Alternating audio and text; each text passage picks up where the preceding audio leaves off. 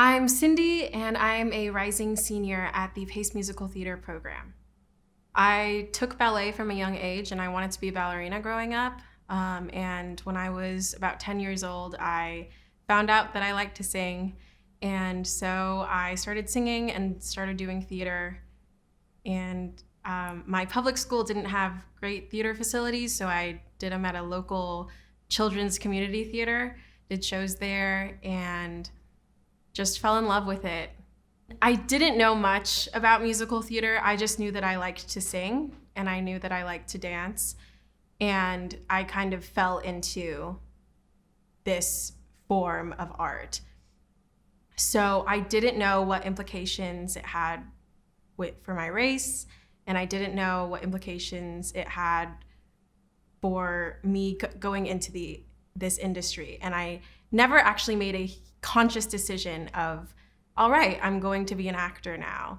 It always just flowed through. And when I was in high school and I had to apply to colleges, it was a coincidence for me to apply for musical theater because it was the only thing I was doing. The first time around, I applied for a bunch of schools. My mom and I looked at a top 10 list and pretty much took those schools, and those were the schools I was applying for. And I did apply for PACE, and I was waitlisted and ultimately didn't get in. I ended up going to Emerson College in Boston. At Emerson, I was the only Asian woman in the entire program of about 60, and I was one of very few people of color, all of whom I can count on my two hands. Because I grew up in Southern California, and I grew up in San Gabriel Valley, which has the largest concentration of Asian Americans in the entire US, I never grew up thinking I was a minority. I never grew up thinking I was a person of color. I was always nurtured by an Asian community and also a large Mexican community as well in Southern California. And my school was pretty diverse in that sense, and diverse with culture, I would say. And I always felt like I was pretty supported. So when I moved to Boston, it was a huge culture shock. And being the only Asian woman in the program, it was hard. And I was boxed there many times. And ultimately, I decided to leave the program because of the racism and constant microaggressions that I was experiencing. And I applied to 2 schools, one of which was PACE. And I remember in my audition, Amy remembered me from last year, and she asked me why I was transferring. And I told her why in my audition. And she was really understanding in that time and took the time to listen to me. And ultimately, I crushed the audition, and I pretty much knew I got in when I left. When I was applying for schools the second time around, I made sure I was applying for schools that had a substantial amount of students of color in the student body because I was tired of feeling alone. And so I applied to 2 schools that had at least 30% of students of color, which still isn't great, but at least I would have one person or 2 people maybe to talk to about my experiences. And that is ultimately why I auditioned at PACE. I was very hopeful auditioning. I saw the graduating class that was showcasing that year, and I was so empowered by just the amount of students of color I saw in that showcase because I hadn't seen any at Emerson. So I came into PACE with an entirely new, optimistic outlook, thinking this was my second chance at an education that is valuable to me, that nurtures me, and finding actual mentors that understand the implications of teaching a young woman of color in this industry.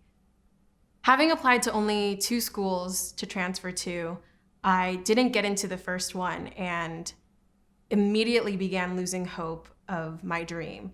Sometime in March of 2018, I got a call from the PACE admissions, and they were telling me, oh, you've been accepted. And I was like, I know I've been accepted. I was already academically accepted. And they said, no, but you're in the musical theater program. And I burst into tears, mostly out of relief that I didn't have to stay at Emerson and that I had a place to go.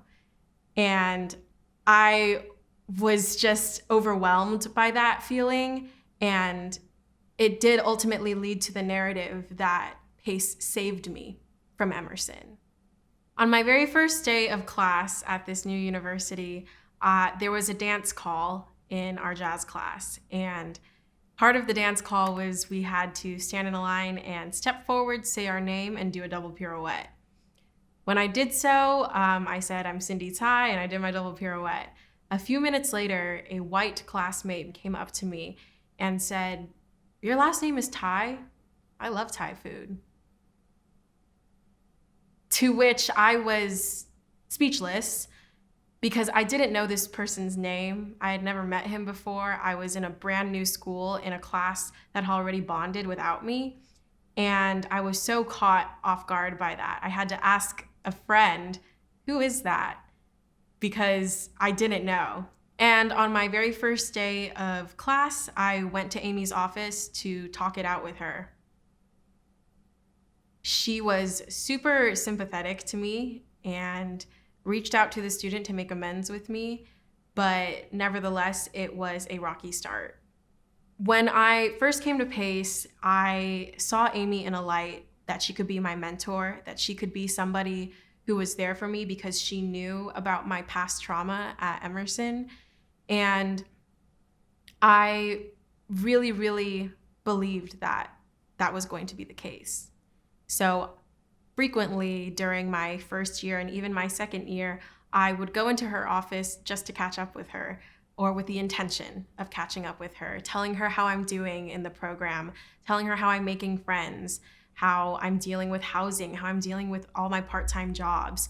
And it was tough because the first time that I had gone into her was to talk about a racially charged situation. And from that moment on, she created this narrative that every time I was to go into her office, it was to report something. But all I wanted was to cultivate a relationship with the head of my program, the person who was supposed to nurture me for 4 years before I bloom and graduate and go into the industry. But every time I went into her office, it was always, what's wrong? What's the problem? When all I wanted to do was talk to her.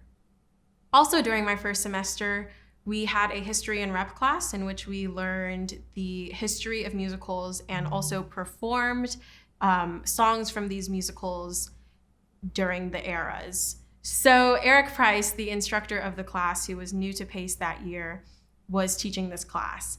So once Eric assigned a white girl a song from Shuffle Along, which was the first major Broadway musical to be written by Black people for Black people. And in these assignments, we were also instructed to write a context paper on the song, on its history, and then perform it for the class. We all saw the assignment. It all came into our inboxes, and me and several other of my friends of color were extremely shocked by this assignment and immediately emailed Eric Price. We said, please make sure that this doesn't happen again, and please make sure that you are, from now on, assigning people rep racially conscious. He debated with us on this and even used the argument that me singing a song by Fanny Brice is the equivalent of a white woman singing a song from Shuffle Along because it is colorblind. We further went to argue that if we are going to be writing context papers on these songs, we need to be correctly, accurately representing these songs, these musicals in history, as it is a history and rep class. Therefore, a white woman singing Love Will Find a Way and prefacing it with the context, this is an incredibly important song for the Black community because it was the first love song on stage between two Black people to not be a joke, but then proceed to sing it, is not what an education of history and rep in musical theater is. Also in my first semester, we auditioned for the Pace New Musical, which that year, the year of 2018 to 2019, was Pete Her Pan. We were told that we could audition with any of the roles, and there were sides, a folder of sides given to us that we could choose from. I chose the role of Jane, which was the main role, because I wanted to be Jane. And when I went into the audition room, however, I sang my initial audition song, and when the writers asked for my audition side, they assumed that I had prepared the side for Tiger Lily. And they told me to go to the piano and start singing with the pianist who was plunking out the notes for that song. As I was singing, I realized that the lyrics were Ayo, Ayo, chanting, and Our Tribal Cry, and slowly realized that it was for Tiger Lily because I hadn't been told I was reading for Tiger Lily. The writers said, go to the piano, we're doing the side. So I was caught off guard, and after doing the side of the piano, they wanted me to do the speaking side for Tiger Lily, and I stopped and I said, I'm sorry, I don't feel comfortable reading for Tiger Lily. I am not Native American. And the writers were fine with that. But Amy Rogers, who was also in the room sitting next to the writers, stopped the audition and said, wait, can we make sure that Cindy understands why what you're going to be casting Tiger Lily as in this production of Pete Her Pan? And the writers proceeded to say, Tiger Lily is going to be, we are so open to diversity. And so we are going to make sure that Tiger Lily is played by a woman of color. They said that Tiger Lily was not to be Native American, but just Native. This is all fine. They can do whatever they want with their show, but I still feel uncomfortable knowing that the implications of Tiger Lily is tied with connotations of Native Americans and racial stereotypes. And I was not comfortable doing that because I am not Indigenous. The writers respected my wishes not to read for Tiger Lily. I read for Jane, and my audition quickly ended and I left the room. 2 years later, almost 2 years later, found out that when I had left the room, and this was corroborated by someone who was in the room, Kaylee Marshall, who was the writer of Slutty Girls. She heard Amy turn to the writers and say, sorry, she's too PC. That was my first semester at Pace. I was too PC for the program, for this industry, for the world, apparently, for not wanting to appropriate Indigenous culture. I was too PC. Before I had this knowledge of what was said after I left the room, I went to Amy and JV and Randy at the time, and I talked it out with them because I wanted to talk about it again. And I was crying because I felt embarrassed and I didn't want to be seen as difficult to industry professionals, but I wanted to also make space for my beliefs and my standards for the performer that I am. And when I spoke to Amy and JV about it, they gaslit me times 100. Amy kept telling me that the writers were completely open to diversity for every role, that that they would consider me for every role, but that I just happened to be one of the first women of color to enter the room, and they thought I might have a chance of being Tiger Lily. They said they didn't ultimately consider me for Jane because I had a maternal warmth to me that wasn't Jane. JV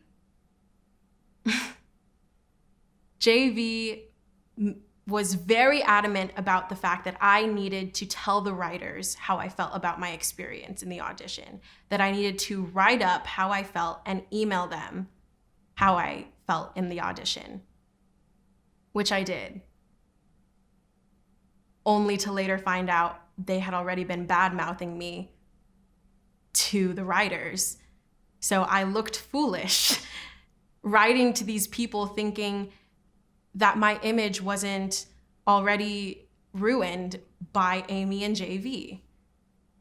My relationship with these two writers is fine now, but it does not take away from the fact that my first semester at Pace, Amy Rogers already badmouthed me to an industry professional, her own student, for not wanting to appropriate culture. My second semester at Pace, I took a class with Amy, which was technique, musical theater technique, where we did pretty much acting the song. She assigned our songs that first semester, and she assigned me I'd Rather Be Me from Mean Girls. When I was working on the song in class, she told the class to talk amongst themselves while she came and talked to me about how to act this song.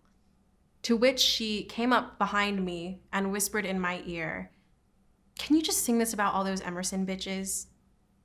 Referring to the people who didn't stand by me when I was going through institutionalized racism at Emerson College.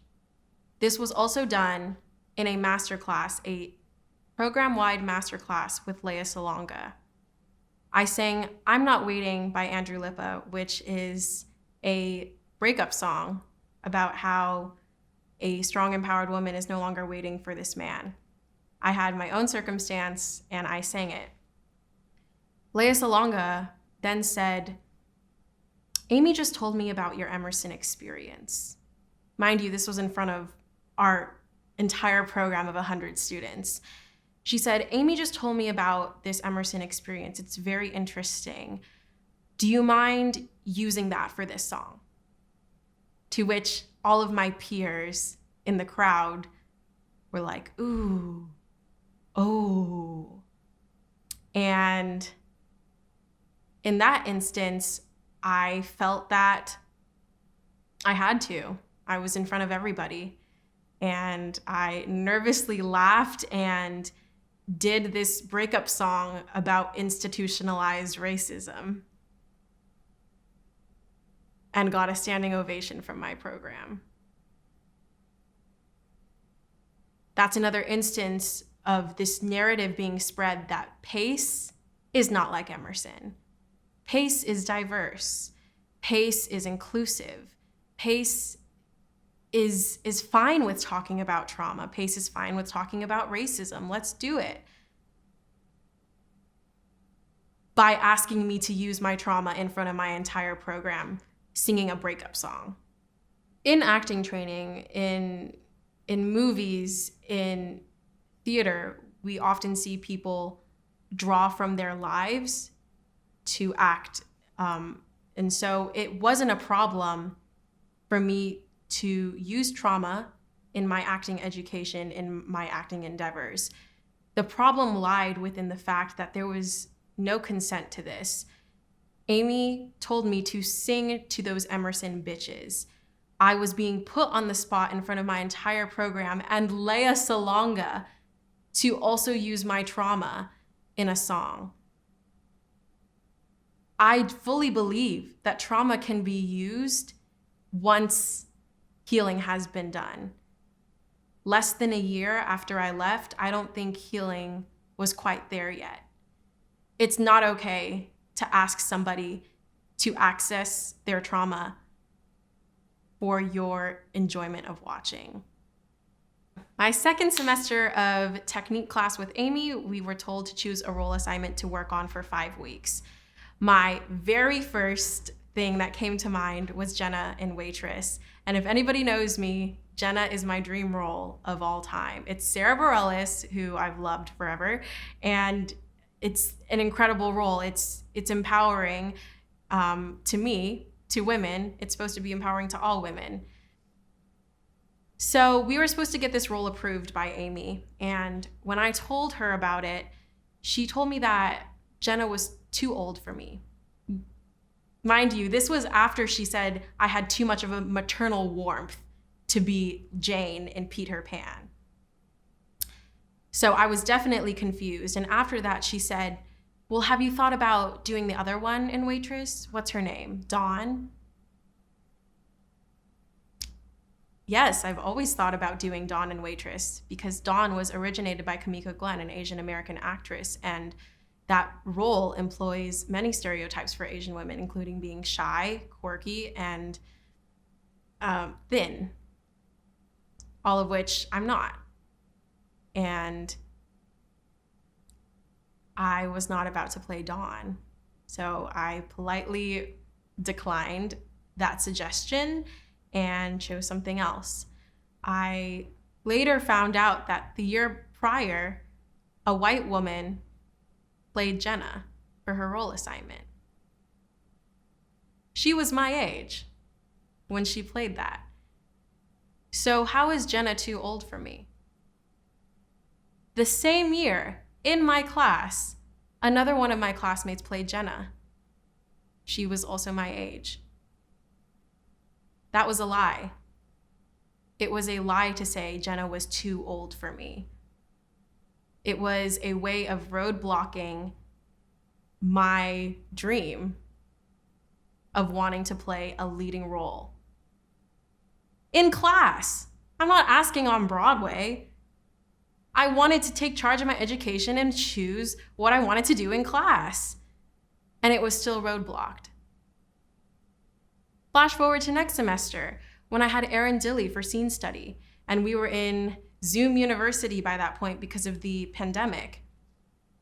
And when we got to the contemporary section, I once again emailed Erin before assignments were made and requested Jenna. I said, Jenna is my dream role. I would love to do it. She replied and she said, I'm sorry, I've already assigned somebody Jenna, a white girl. She said, I'm making assignments for you and I really hope you like them. The next day, the assignments came out and I got When He Sees Me, which is Dawn's song, the Asian girl in Waitress. Once again, I politely declined that assignment and chose another one. I have yet to do any Jenna material at Pace, even though I've tried every semester. During the pandemic, the artist in residence, Victoria Clark, also did a master class with my scene study class. And I sang a song from Six, the musical, for her, to which she first said, is the rest of the musical like that? And I said, like what? And she said, so rappy. To which I said, there is rhythmic elements to the music as there is for any other musical, but no, it's a musical. She then asked me what my dream roles were, to which I said Jenna in Waitress and Faye Apple in Anyone Can Whistle. And she took surprise to these statements, and she said, I did not expect you to say those roles. With caution, I said, what did you expect me to say? And she said, I expected you to say Hamilton. Don't you want to be in Hamilton? I then said, yes, I think that is in my future, but I also really want to play Jenna. And she said, well, which sister in Hamilton would you want to be? Which one? Would you want to be Eliza? Also played by the Asian woman, stereotypically. So 3 different faculty members / artists in residence all white women declined my request to play Jenna, or even my statement that it was my dream. I didn't even ask to sing the song, but she still said it was surprising and that I should be in Hamilton instead. But 3 instructors now at this institution have showed me that an Asian woman playing Jenna is not going to happen. I want to make it clear that Jenna in Waitress is not specific to any race. She just has to be a woman. These instances show me how shortcuts are taken when assigning rep to people of color, to Asian people, because they see my face and they decide immediately what I'm to be. I am to be Dawn in Waitress. I am to be in Hamilton as Eliza. Yet when my white classmates want to play a role, want to sing a song, they are given every opportunity to choose that for themselves. And so many white women in my class have gotten to do Jenna, even when they didn't ask for it. They were assigned it, or they chose to. And I still haven't been able to. All 3 of these instances prove to me that my education was substandard compared to my white peers. They were being given access to explore all different types of humanity, whether that be, tormented, tortured, happy, elated, comedic, the entire spectrum they were allowed to explore. But I was constantly being put in a box, stereotyped, and being put in these one-dimensional roles that made me feel like I was subhuman. During my scene study class, Erin Dilly didn't make it to the first 4 weeks because she was in a show, so we had a substitute teacher for the first 4 weeks. And this was a professional, and an Asian American professional actually, who came in to teach our class for the first month. I was definitely extremely excited to be taught by an Asian American professor, and I was just I was expecting a lot. I was expecting a level of understanding between me and this individual, that there is a shared experience for the Asian community in this industry, and that we both know that. So the first day of class, the professor asked the entire class to make a list of our boundaries for the next 4 weeks. He asked us to share with him our boundaries for physical touch, our preferences for shows we are leaning away from, and shows we are leaning towards. I spent a lot of time crafting this email because I wanted to be perfectly clear. And this was also the golden age assignment because it was the first 4 weeks. So there wasn't much for me to choose from that wasn't super out of the comfort zone, in the comfort zone for me. When I made my list, the shows I was leaning away from, the very first one, number 1 was The King and I. Number 2 was South Pacific Overtures, a lot of the Asian stereotyped golden age shows. But the first one was The King and I. And I also added a list of roles, about 5 roles that I wanted to explore in the golden age. The professor replied to my email. He said, "Noted, thank you." And one night at around 1 a.m., the assignments came out, and I was assigned Lady Tiang in The King and I to be done with my white classmate, Christine, her as Anna. And Seeing this, I immediately burst into tears. I was with my friends, Elise and Abdu, and I didn't know how to cope with this information. Being boxed into the King and I was a huge reason why I left Emerson. And so it was triggering to see my name next to that show, next to that role, in an email that went to all of my classmates as well. It was embarrassing. I immediately emailed the professor back, and I said, I was very clear in my boundaries that you asked for. Please, please reassign me. We then proceeded to have a 15 email chain debating about why I can't do Lady Tiang. Even after he asked for my preferences and boundaries, he asked every single person. Amy was CC'd on every single email I sent to the Asian professor about my King and I assignment. She never once acknowledged it. She never once replied standing up for me. She let me handle it and fend for myself. So I was writing essays out here to this man saying, these are the very real historical context and reasons why the King and I is problematic and why I do not want to be doing this show. He would reply by saying, this is something you'll need. And this is something that you can own.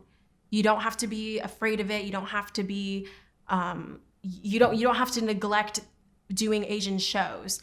And I had to be very, very straightforward with him. And I kept saying, it may be different for you, but I do know I'm never gonna need this. I'm never gonna be in the King and I because I have power in my own decisions of what shows I'm in. I'm never going to audition for that show, which is really a racist show and depicts East and Southeast Asian communities as barbaric, uncivilized, and needing to be tamed. So yeah, I debated with him for over 15 emails, and this was an Asian professor, so it was heartbreaking for me to have to do this. And it wasn't until I said, I have trauma. I have trauma with the King and I, which I experienced at Emerson, and I can't do this. I will not be able to do this assignment. To which he said, well, I did not know there was trauma there. I never would have assigned it to you if you said there was trauma. But you asked for my boundaries. He asked for my boundaries, so why should I have to unpack that for him? So ultimately, he agreed to reassigning me after a whirlwind weekend of 15 emails. And he asked what I would like to do, and I said, let's do She Loves Me, Amalia and Alona, me and Christine, this white girl in my class. And I said, I would love to play Amalia. If we're talking about things that will challenge me, things that scare me, a soprano role will scare me. So let me do Amalia. To which he replied, I know that Christine wanted to specifically tackle an Amalia-like character, so I want to give her that opportunity. And that sentence stung the most. Because what was I doing at this point? Arguing with this man about what I wanted out of my education. And he was out here advocating for what the white student wanted for her education and not for what I wanted. And prioritized her over me. This is an Asian professor, an Asian industry professional who himself was boxing me in. The generalization and boxing and ignorance around the Asian experience didn't just stop with the musical theater faculty. It also extended to the dance faculty, specifically in ballet. One day in class, and I'm trained in ballet. I was in the advanced class. I was frequently used as a demonstration for other students. And still in class, once we were told to sit up straight and look to the balcony, because that is what we should be doing in ballet. So as we were all doing this, Janice Behringer, our teacher, a white teacher, she went around and was adjusting people. She came up behind me and opened my eyes from behind me, forcibly opened my eyes, did not ask for consent to touch me, but also forcibly opened my eyes. And she said, and I flinched and I said, "What the fuck?" And she was like, "You need to look to the balcony." I was like, "Okay." And in that moment, I was so triggered. For anybody who does not know, in the Asian experience, in the East Asian experience specifically, our almond-shaped eyes are a big point of insecurity because of Western culture and Western values. So the fact that my eyes weren't big enough to be looking to the balcony and that a teacher came up behind me and forcibly opened them is alarming. So constantly being boxed, stereotyped into one-dimensional roles, having microaggressions in class every day, being told I can't play my own dream role because apparently an Asian can't play a leading lady. And then with the physical aggression that Janice Berenger did to me in ballet class, all of this made me feel hopeless. It made me feel like my education was not going to be valuable anymore because I wasn't able to have a say in it. There were all of these professors from older generations, mostly white, who were telling me who I can be in this industry. And that was largely stereotyped, one-dimensional roles. Asian people being stereotyped in this industry is not news to me. I already went through that at Emerson. That's the reason why I transferred. So I put my trust in Pace because Amy and the faculty at Pace promised me that wouldn't happen again. In doing so, it happened to me tenfold compared to my time at Emerson.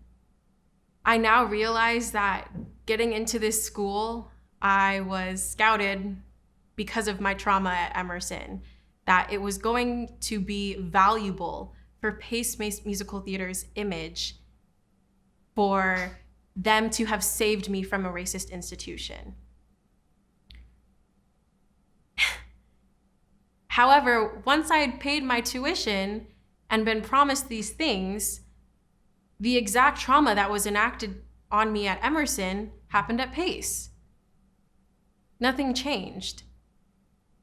The only thing that changed was that Amy got to use my name and say, I saved this young lady from being tokenized at Emerson. She's now in a loving community, a loving, diverse community. This past year, my junior year at Pace, I had Michael Warner all year for acting. We started with Shakespeare, and there was a dress code that was really, really firmly put on the entirety of our class. And that dress code was that all women had to wear rehearsal skirts and character heels, and all the men had to wear slacks and button-up tops.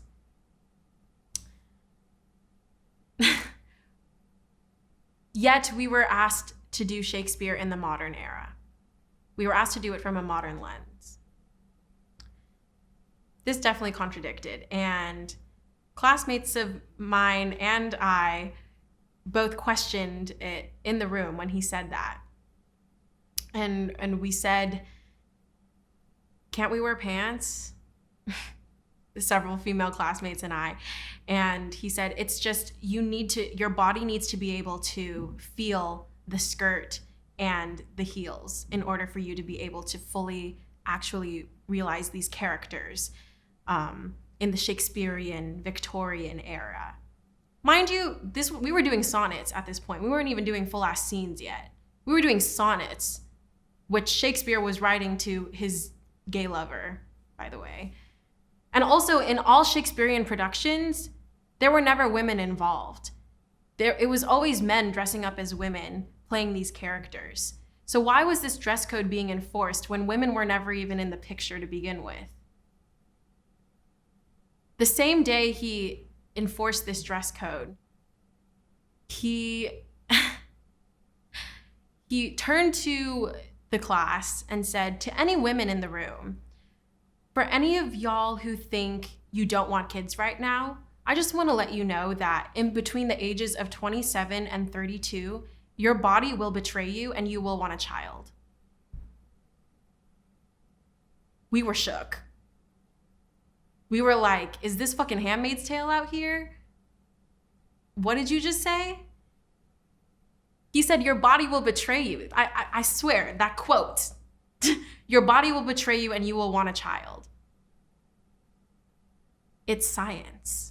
So immediately following this class, my friend Emily and I went to Amy's office and reported both these instances about the dress code and about the weird fertility pregnancy thing. And Amy gaslit us 100%. She said, this is the first time Michael Warner has ever been reported to me. Everybody loves him. She told us to put it in writing and that she would have a conversation with him. Ultimately, Emily and I decided not to put this in writing because putting something in writing is not only a way to deflect responsibility, but also a way to literally put us in uncomfortable positions where our names and our email addresses will be attached to concerns that we are bringing up. And of course, as students, we have fear of retribution in the school, fear of retribution in the industry, and we were not going to do that. We brought the concern to her, face to face, speaking words to her. How is that not enough? Why do I have to put it in writing for you to do anything about it? The first day of this last semester in acting class with Michael Warner, we were told we were going to be studying 3 playwrights, all of whom were white and male and cis and able-bodied. And obviously, my friends of color and I questioned this curriculum and inquired why we were spending all semester on these 3 playwrights. My friend Abdu said that these playwrights historically were anti-Black, specifically didn't write for people of color, and when they did, it was in completely demeaning and stereotypical roles, like slaves. So why were we spending all semester on them? We took up the entire class to have this discussion, to which I saw white peers of mine on their phones texting while we were having this discussion about race and why we were spending all semester on these 3 playwrights. I felt embarrassed and crazy once again for taking up class time with this issue. And my friend Abdu and I, after that day, decided to never bring up things in class ever again because it was that embarrassing. And after class that day, Michael Warner asked Abdu and I to stay and talk to him a little more. To which he said, you know, it turns me on. Your passion for these issues turns me on. It literally turns me on. Once again, I was completely caught off guard. How do I respond to that?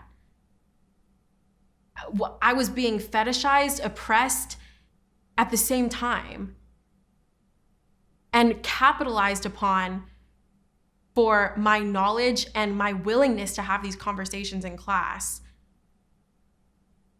And it turned him on, his exact words to me.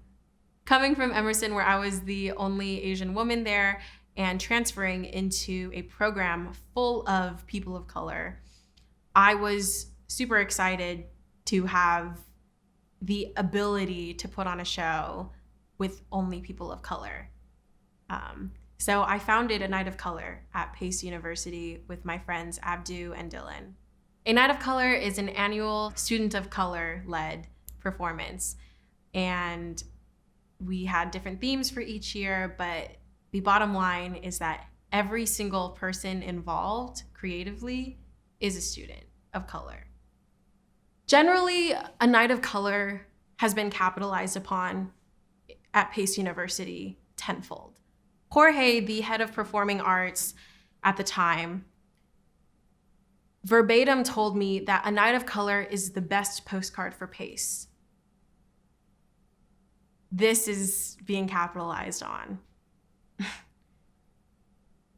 We would constantly be treated by faculty administration with disrespect, with neglect, but then on the other side, be told that we were changing the game to prospective students. Prospective students would come for audition days in Pace Musical Theater and would be told that A Night of Color was a reason they should attend Pace. Yet behind the scenes, the entirety of the 6th floor in the Pace Performing Arts building of faculty, administration, and staff neglected us, did not give us the resources in order to do this production, and disrespected us on many occasions. If that was because we were of color, if that was because we were students, it didn't matter, because they were capitalizing on our show, yet they weren't giving us the proper resources to actually execute the show. The first year of Night of Color, my friends Abdu, Dylan, and I, amongst other friends who weren't even on the leadership team for Night of Color, were told that A Night of Color was a crusade against Amy. There were no claims to back this up. This was a conspiracy that we were putting on this show and masquerading it as something that will showcase all students of color, but really when it came to showtime, we would just expose Amy. That was not the case. Yet we were consistently demonized by our peers because that rumor started floating around based off of no claims. That's when A Night of Color lost its reputation for being celebratory and advocating for students of color. That's when we started being perceived as violent and like we were crusading against an institution and against an individual, when that wasn't the case. It had nothing to do with Amy. Yet this narrative was spread so far that not only was A Night of Color put in a light that was demonized, but I was, my friends were, my collaborators were, and the message of the show was lost. In general, from the 2 years I've been at Pace so far, I have been consistently demonized by my peers as someone too aggressive, someone who speaks too loudly, someone who complains too much, and someone who is not grateful. I'm either demonized or I'm fetishized. So I'll be demonized by white peers and say, she's too angry, she's too aggressive with all these issues, she's too sensitive. Or I'll be fetishized like Michael Warner did to me and say, well, she's an incredible race warrior. She's somebody who can advocate for everybody. She's so passionate about these issues. But newsflash, I'm not getting a degree in race, in advocating for people of color. I'm getting a degree in musical theater. And so every time I speak up, it's simply because I want to be treated equally as my white peers are. It's not that deep. It really isn't. I just want to be treated equally, and yet I'm being painted as too angry or too passionate. In fall 2019, I was in a production of Amelie at Pace, and Sam Pinkelton, the original choreographer of Amelie, was coming to our show, and I'd worked with him previously in an artist in residence. And so he was coming to see the show on the same day that I had a shift at work and the same day that there was a monthly mandatory major meeting for the musical theater majors. The meeting was from 5:30 till 7. My call time for Amelie was also at 7. And my shift at Madewell was from 1:15 p.m. to 6:15 p.m. So I emailed Amy 4 days before the meeting and said, I'm not going to be able to make it because I have a shift at work.